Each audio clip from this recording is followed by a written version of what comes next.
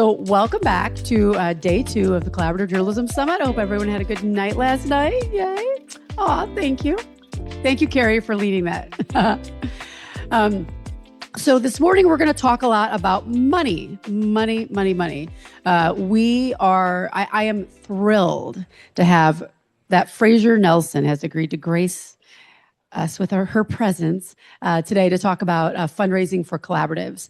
And then after that, we will have a discussion looking at the Blue Engine Collaborative cohort that the Collaborative Journalism Resource Hub has supported over the last year on helping collaboratives on their path to sustainability.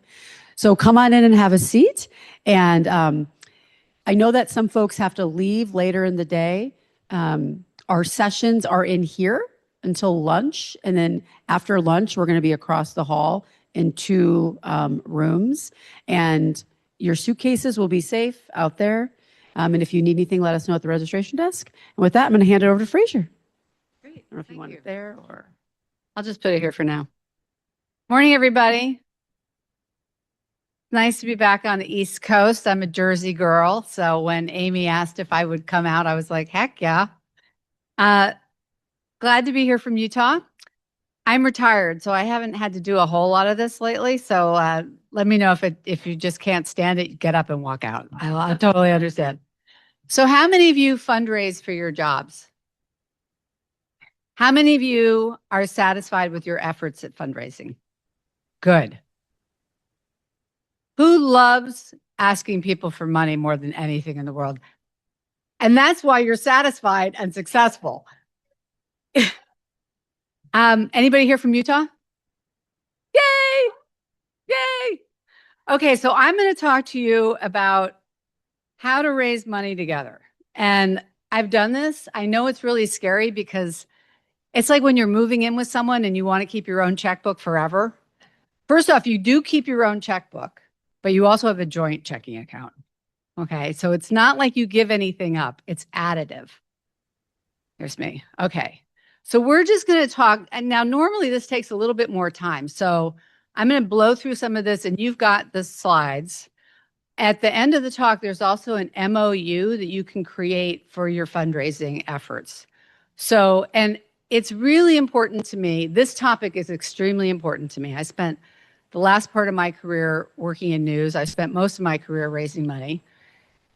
And text me, call me, email me. Some of you, when I gave this talk for Amy's group a while back, I heard from 4 or 5 different groups, and I am more than happy. You know, this is a movement. This is a commitment. This isn't like a thing. So feel free to reach out. So I'm going to talk about why I think this is important and why it works. But I know if you're like me, you need some practical, like proof that it works. And so I'm going to talk some about a group I started called And Justice for All and show you how much money you raise. And you're going to become very jealous and very inspired to go do the same. But I think sometimes when I looked at journalism and collaborative fundraising happening, not just through the collaboratives that you have, but things that we were doing in Utah even before the Great Salt Lake Collaborative, people were very focused on individuals or on foundations. And I think you can think of collaborative fundraising way beyond that. Probably you've all been to fundraisers, you know those things? Have you ever gone to one of those? Where your friend asks you and you know you're going to get hit up for money, but it's all about education, but it's really about raising money. Those kinds of models that involve kind of combined campaigns, all of those things can work in the news space too. And funders are increasingly pooling their funding.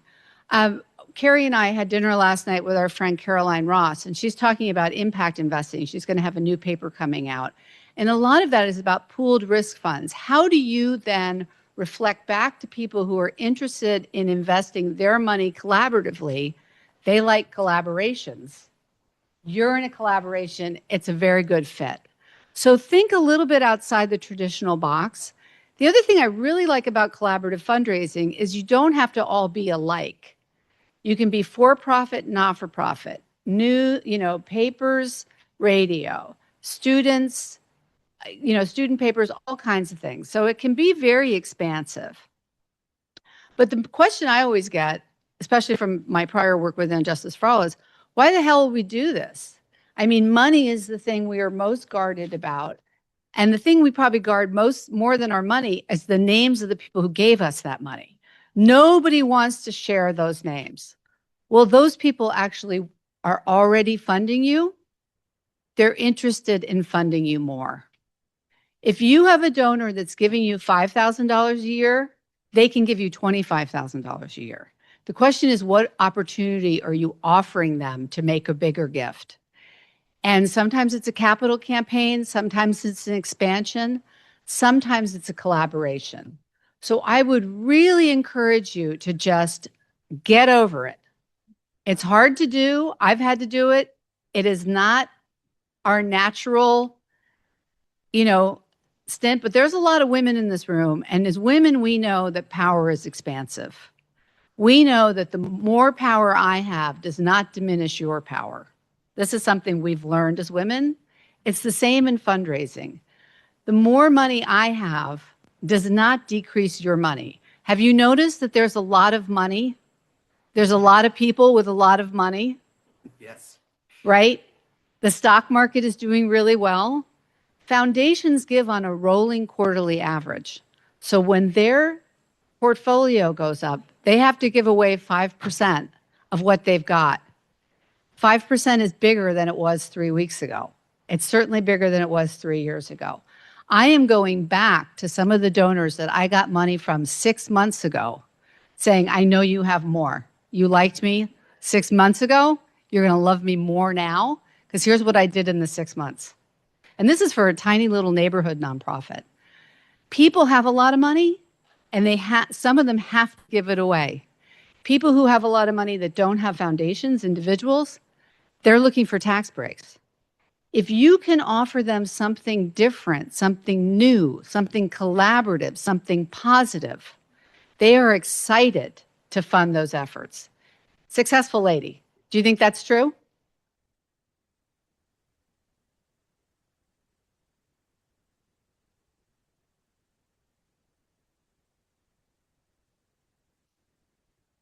Congratulations.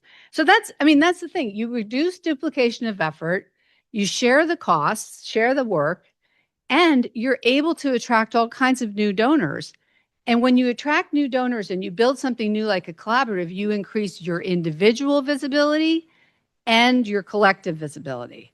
So even if you have a donor that you have cultivated, they will continue to give to you. But you might be able to get an additional or a larger gift by offering them a new twist on what you're doing. Funders really love systemic change. They love to think of their gifts. Sure, they love to give to individuals, here's a poverty program I'm feeding people. Everybody wants to, can give to that direct service, but they also like getting at the root of the problem, what's causing the hunger, right? So there are donors who are only interested in those sort of systemic approaches, and collaboration is that version, okay? I can do a direct service, but if I'm working with other people, we're kind of collectively trying to solve the problem in a different way. If you're working with others, it gives a signal to those donors that you're trustworthy. If they're getting along with someone I might perceive as their competition, then they must be nice folks. I don't have to worry about the reputational risk. It's a shortcut to like, oh, these guys are cool. And obviously, if you're able to serve more people and able to serve more diverse people in more diverse ways, then your impact is more diverse. And a lot of younger donors, I know you've heard this, are really into impact. Do they know what it is? Not necessarily.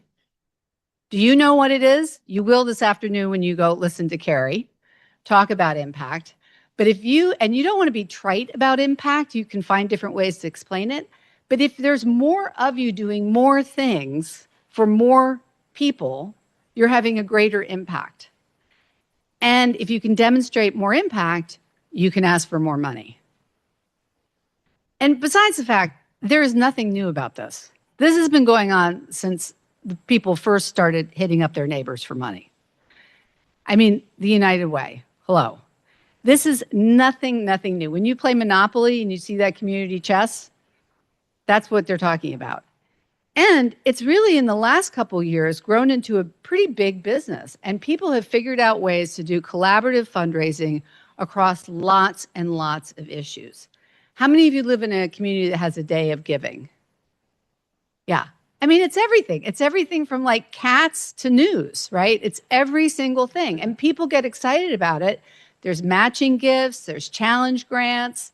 We did one in Utah called Love Utah, Give Utah. We raised $1 million a day. We did it one day, and it went to every different kind of nonprofit known to man. It became like the thing. And you're starting to see some of this not only with News Match, which is a pretty niche, like it appeals to a certain group, but when you do a local news day or you get part of your make sure you're part of your day of giving, it's much more, you're tapping into people you didn't even know existed. They didn't know you existed. And some of these things raise a ton of money. A ton of money. I mean, North Texas, $42 million every time they do it in a single day. There have been efforts in news. As I said, there's News Match. I think this local news day should move into some sort of fundraising if they can. The other thing that I think is really important to say about collaborative fundraising, people can choose whether or not they get tired of you asking for money. That is their decision. It is not yours. You ask them for money all the ways you can, as often as you want. They can decide. I mean, we don't want to become like Act Blue, where you hear from everybody running for dog catcher and, I mean, don't do that. It would be, we don't have the technology to do that. But if they want to turn you off, they can turn you off. That doesn't mean that you're not educating them, keeping them informed. And when you're in a collaborative, it's not just you. Fraser Nelson, I mean, I'm to the point now where like people cross the street if they see me coming in Salt Lake City, because I'm always asking for money for something.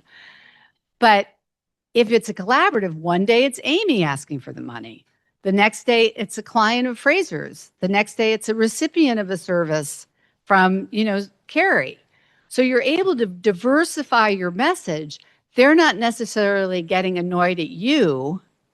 They're saying, oh, there are all these people working towards this cause. And if you get a lot of fundraising asks, you'll see that people do this. They are trying, even if they're not collaboratively fundraising, they're trying to link their work to something that will attract you in a new way. So get on board. And as I said, there are people who are collaborating on their giving side, like Press Forward. So does this really work? Well, I'm going to tell you about this group called And Justice for All. This was a group that I was involved in starting. I ran an organization called the Disability Law Center. It was the protection and advocacy, if you're familiar with that. We had the privilege of being responsible for serving the legal needs of anybody with a disability in Utah. So it's a pretty large group of people. Everybody in prison, everybody in all the institutional settings, and people in the community. And we were raising zero money from lawyers. None. I don't think we'd ever asked. And all three organizations that formed And Justice for All, Legal Services, your traditional legal services, Legal Aid, and the Disability Law Center, together, we were raising $75,000 from lawyers. Now, lawyers have a professional obligation to create access to justice. It's part of their code. And if you ask the lawyer, what's the Disability Law Center do? What does Legal Aid do? They were like, I don't know. They couldn't tell the difference. They didn't care. They just knew it was poor people and they didn't have to deal with them. We had nobody on our staff who was really very good at raising money, obviously. And we didn't really know how to do it. So we created a fourth organization called And Justice for All. And we decided to go after members of the bar. So we had, and this can be helpful in collaborative fundraising, we knew who had the money, we knew why they should give, and we knew how to find them. And we offered them something that they couldn't say no to.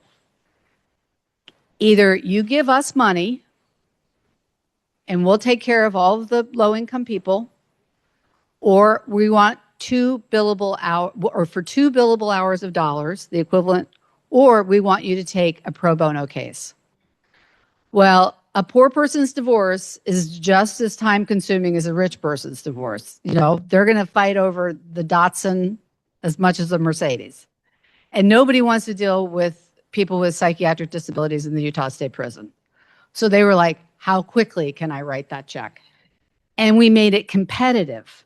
We said, okay, bars, every lawyer, every law firm, we would figure out you've got 32 lawyers, 2 billable hours, blah, blah, blah, you owe us $40,000. We went to them and said, this is what we offer. This is how you can serve us. And we went from 1% of members of the bar to near universal participation. Why? Because lawyers are competitive. They're like, oh, well, Parsons, Bailey, and Latimer did $40,000. We better. Now, it's unique in that it was a niche group, right? But when you think about who is involved in the issues that you cover, not necessarily news or democracy. Oh, the democracy funders are like, go away, right? But what are the issues that you're covering? Those folks would be excited to have the opportunity to fund you. And if you come together and say, we know that you're giving in this realm, you give this much money, we would like to have a piece of that pie, here's what we offer, you would be surprised how grateful people are to have things given to them that they can rightly fund. It's shocking to me all the time when people are like, oh, okay, yeah, this is a really great opportunity. If all the organizations that are involved in Justice for All continue to raise funds independently. They continue having all their own donors, but they have attracted new donors, both individuals and foundations, and they're getting larger gifts from the individuals that used to fund them and the foundations that used to fund them because they're seeing more impact. Why are they seeing more impact? Because they have more money. It's a virtuous circle. And I think it removes people's need to say, oh, I can't fund, I can only fund one newspaper. I can only fund one public radio station. You're taking away that argument from them. You're saying, actually, you can fund all of us in this particular issue. And Justice for All has really raised a lot of money. It really has. When we started the very first year, we went to 400,000 from 75. And those big spikes there are capital campaigns because once we were sharing a checkbook, we're like, well, we might as well move in together. So we bought a building, and the building is owned by Injustice for All. It's not owned by the 3 legal service providers. And the cool thing is when we pay rent to Injustice for All, they kick it back to us in the form of a grant that's unrestricted. So a lot of creative things came out of this, and it's become a very critical part of their fundraising, especially as the Trump administration has cut the Disability Law Center to 0.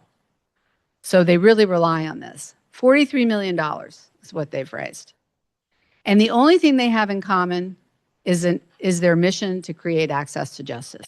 They serve very different people in very different ways. And it hasn't cost them much at all. One executive director, one shared financial person. That's it. That's it. $43 million. And they probably spend $120,000 a year on this whole thing. I mean, it's cheap. And they have a building. It's all run by volunteers. And if you go to their website, Injustice for All, you can see the way they measure their impact is across all 3 organizations. It's not, and then they have storytelling that's for each of the 3. So how many of you have a website that is, or any kind of media presence that's about your collaborative? Just a handful. It's very powerful for people to think of you as its own thing, because that way they're funding you and they're funding you and they're able to really point to their board or to their donors or to their corporate donors. This is its own thing. So don't take money away from legal services. Keep funding them and fund Justice for All. Okay? Don't just fund KUER, fund KUER and the Great Salt Lake Collaborative. And I think this really can work, but it's not necessarily, all fun, because nothing is all fun. And money and fundraising is hard, hard work. The biggest risks and the hardest thing I think to overcome is the board. It's not necessarily the staff, because the staff is like, oh, you want to bring us more money? I'm all in for that. Like, maybe I'll get a raise or my healthcare premium covered. So it's not staff saying, I don't want to work with those other journalists. I don't trust them. It's the board saying it's going to dilute our brand. It's not going to work, because board's position is always like, it's not going to work. That's their first line. They worry that who gets the money? How are you going to decide how to split it? That's why having this other organization can be helpful. And to be honest, when we did And Justice for All's first revenue split, we all had a little bit too much wine and decided it was going to be a height-weight ratio. Fortunately, I was pregnant at the time, so I was able to get another 2%, because Stuart Ralph's is like 6'4". so it wasn't, it was a handshake deal. But going back to our boards and making it really clear about who was doing what took about a year, and they were lawyers. So they fought the whole damn time. But that's why I have this MOU. So the other big issue was data sharing. And the data sharing was really the names of donors. So you might have a list of your donors, and Amy has a list of her donors, and somebody's got to figure out who's on both lists and how you approach them. And that is where trust and shared mission come in. And so much of this, like so much of the work we do, or you do as journalists, is about trust and sources and people really seeing your vision. So at some point, the groups that work together have to decide to love and trust each other, because they're about a bigger cause than their own cause. They're about saving the Great Salt Lake, and there could be no bigger cause in my community than saving that lake. Access to justice, these big issues.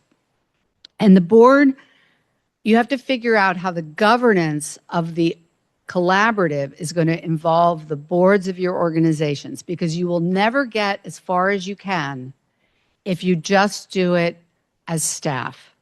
You need the full weight of your board behind you, just like you do when you try to raise real money. It's always helpful to have the fancy people, the known people, the heavyweights in your community give their blessing to this. If your board is not strong and your partner's board is strong, that will make you feel weak and appear weak. So one thing that you can do to start is to make sure that your board is as sophisticated, good, strong, knowledgeable as can be, so that when you sit down at the table to negotiate whatever terms you're going to do around revenue share, or how this is going to work out, or hiring a shared person, you are coming from a position of equality. You're sitting down at the table feeling strong, and the board's job is to be that strength for you. So you might have to do a little thinking about this if you really leap into it deeply. So what works? And I said I've done this three different ways. First off, you have got to be aligned on why you're doing it. Your mission, your values, the thing you care about. It is not about you. It's about the issue. It's not about your organization. It's about the Great Salt Lake. It's not about people with disabilities. It's about access to justice. It's about serving that community. It is not just about your organization. You cannot communicate enough around this, because it is scary for people. It's perceived as risky. It has to do with money and reputation, has to do with control, has to do with data, has to do with, I'm going to be showing you how little I've actually raised, or how I'm not really good at this yet. So you have got to be able to really communicate honestly about where you're at and grow together. This is a joint operation. It is not a solo thing. It's collaboration in the deepest sense. You should really know who's doing what. When we started In Justice for All, we didn't have a staff person who was a fundraiser. All of us were sort of lamely fundraising. But by coming together and doing it collectively, we really upped our game, and we were able to hire this director who is a full-time fundraiser.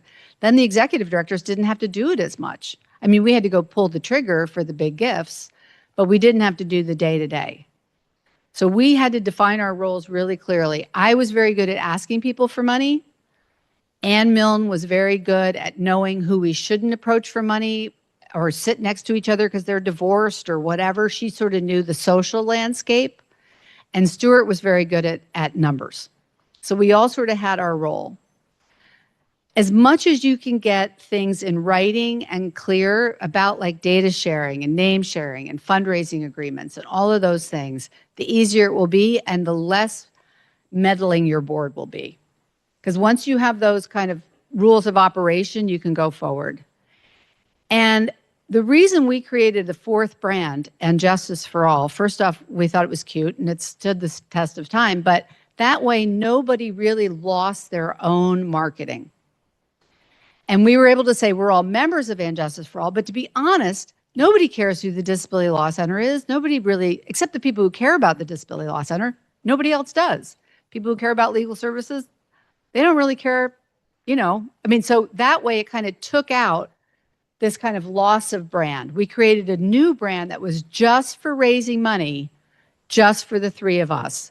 Although because people were jealous, we took 10% of the funds we raise and we give it to other legal service providers, mostly Catholic Community Services. We helped start the minority bar. We did things like that so that people wouldn't be nipping at our heels and saying, look at that big institution. We're like, big institution? Like, we have no money. What are you talking about? But once we were successful, we didn't want people to be mad.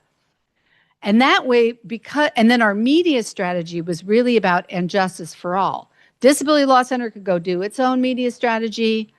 KUER does their own, but And Justice for All has a joint strategy. And that way we weren't fighting about recognition. We all got the recognition. And I think for journalism in particular, it's really important to think about not just journalism funders. Please God, do not do that. Think about all the corporations. So Great Salt Lake, who are the guilty polluters? Chevron, you know, all the corporations that have something to do with who is going to die when the Great Salt Lake evaporates? All of us in Utah. What industries are going to suffer? What image is going to suffer?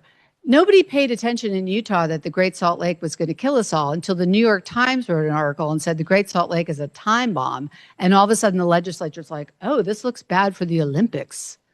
You know, so the Olympics, who are the people that care about the issue and who are the corporations that are funding the organizations that care about the issue? Those are the new donors. They're not journalism donors and they're not democracy donors. There are also organizations that will fund just about anything. In our state, it's the Eccles Foundation. Like when you drive down the street, whose name is everywhere? Come to them with a collaborative. They'll be like, oh, this is a cool new thing. They've heard about you, but this is a new thing. They want to be in on it. And the Community Foundation is always a good place to go for innovation, for new ideas, especially if they have a press forward. Am I okay on time? Good. Thanks. Okay, so I've got a sample MOU for you. It kind of lays out, and it's you download it with the packet? Is that? Yeah, after each session is over, the downloads will be able to appear on the site and you'll be able to click a button and get it. So you have to wait till the exciting end of this to download the even more exciting legal MOU. But it kind of highlights the places where that clarity is really important at the outset. You know, over time, your collaboration will change. Over time, you'll be raising so much money you won't know what to do with yourselves. And you'll have staff people whose job it is to keep the collaboration and the fundraising going.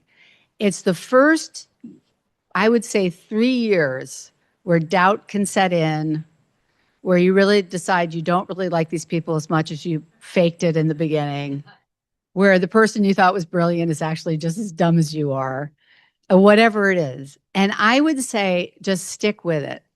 Because when I think about the Disability Law Center and the three of us raising $75,000 from all the lawyers in the state of Utah to having raised almost $50 million years later. If we had given up every time we sort of side-eyed each other, we would not have served tens and tens and tens of thousands of women facing domestic violence, of immigrants, especially now, whose rights are being violated right and left, of kids with disabilities, of people in psychiatric hospitals being abused and neglected. None of that would have happened. And we stuck with it, and I know the people of Utah are glad we did. And I know the organizations that formed it are glad they did. So please, please, please give it a shot. Fundraising is not everybody's cup of tea, but if you have people doing it with you who you can complain to or laugh with, it makes it a lot easier. So do I have time for questions? Great. Anybody have a question? Do you want to hold this? Good morning. My name is Marvin Gamoneda. I'm a president of TABJ here at Temple. And I guess my question would be, how would I go about, well, to preface it, I'm interested in asking like different organizations and just different fundraisers, if there would be any available funding for us sending out delegates to our national conference. So how would I go about that respectfully and not in a demanding type of way, and more or less me being, like, hey, I was just interested in going to the conference and my chapter is like super hungry and just things of that nature. Well, I don't know a lot of college students who aren't super hungry, so that's great. I think one thing that if you're just starting out in fundraising, people who give away money know it's their job to give away money. When you go to meet with someone who runs a foundation, or they're an alumni that gives money to the university and is interested in your program, and you should meet those people through the university, they know why you're there. You're not there to say, like, how was your Friday night? You're there to say, I need some money. Now, you need to say it nicely, but when you go meet with a big foundation, it's their job to give away money. It's your job to offer them an opportunity and a reason why they should give it to you. And there's no reason why they shouldn't give it to you, because you're passionate about what you're doing. You have the right cause. You're a kind person. You're not going in there and saying, you're rich, give me your money. But it's their job to give it away. And I think a lot of times we forget that. We think, oh my God, I've got to be friends with them. No, they're like, when the plumber comes to your house, he's there to fix your toilet. When you go to a foundation, you're there to get money, and they're there to give it to you. It's their job. So don't be shy, and call me if you want. Go. Good morning. Very insightful session. Thank you. Very practical. My question is around, so I've led quite a number of collaborations in the last 20 years, and the most recent one was raising funds for 26 startup media support organizations over 3 years to support local journalism.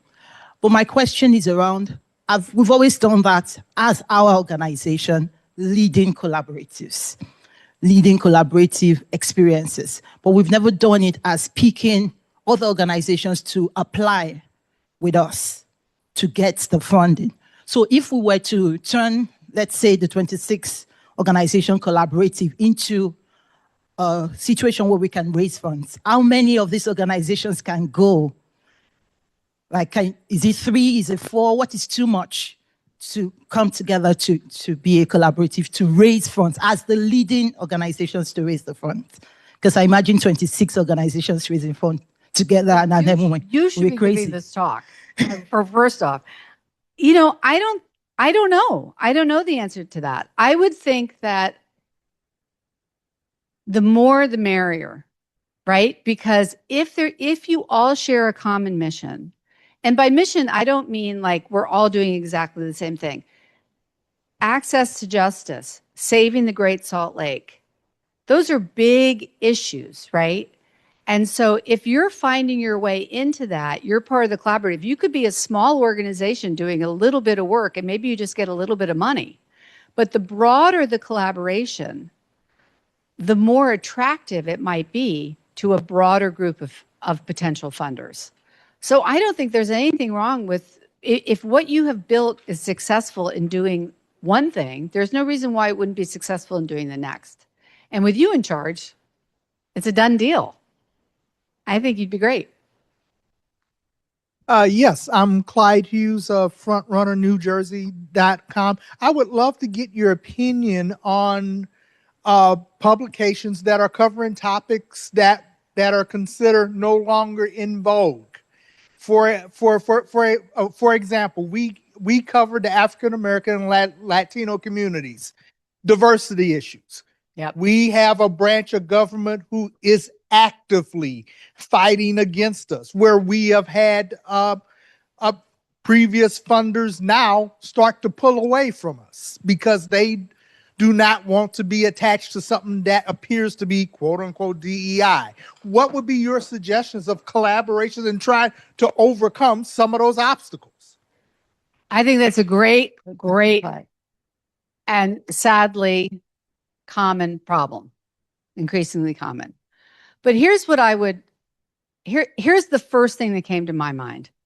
You're covering different communities that may be out of vogue, as you put it. But what are you covering? Education, housing,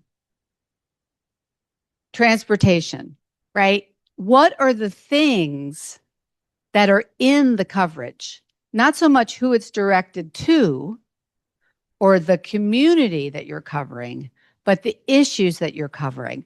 So if I'm a funder, think about the early collaborations that were done at this in Seattle when they created those news labs. Does anybody as old as me and remembers this? They had one around transportation. They had one around education. Was it the Seattle Times? Yeah, the Seattle Times, they'd never raised any money. No one had raised any money. This was all new. And they went to the Gates Foundation and said, journalism might be a bridge too far for you, but how about getting people information about transportation challenges? How about getting our reader, how about education? And that's why they started those labs. They weren't journalism labs, right? They were education, transportation. So maybe one thought is, what is it that you're serving up to the people that people are concerned about and might want to fund? And sadly, and I don't think appropriately or correctly, put aside the population for a minute and focus on the issues till things right up again. And they will, I pray. Does that help? No. Okay, so it doesn't help. Next question. Wait, hold on. Yeah. It's a good start, but do I have to hide what we do? But you're not hiding what you do. No, you're no, we have no intention elevating. of hiding what we do, but I'm just throwing that out there. I don't think you're hiding what you do. I think you're elevating a part of your work that maybe hasn't been as prominent as before. If I say my job is to provide legal services to people with disabilities, some people might say, hey, if you're in prison and you have schizophrenia, I could care, you're a murderer with schizophrenia, I could care less about you. Like, no, I'm not going to fund that.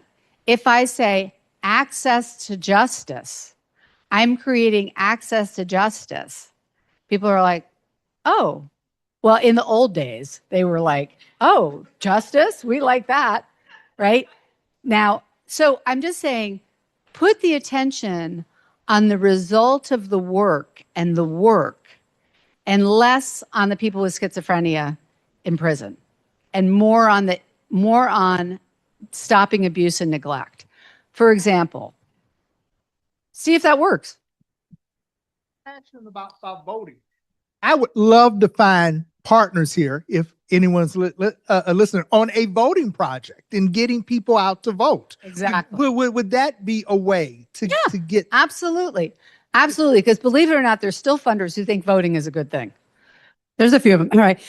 Joe is waving at us and yelling at us because we're 15 minutes past time, but I see so many hands up with questions. Fraser, we should have just booked you for like the morning. Well, entirely.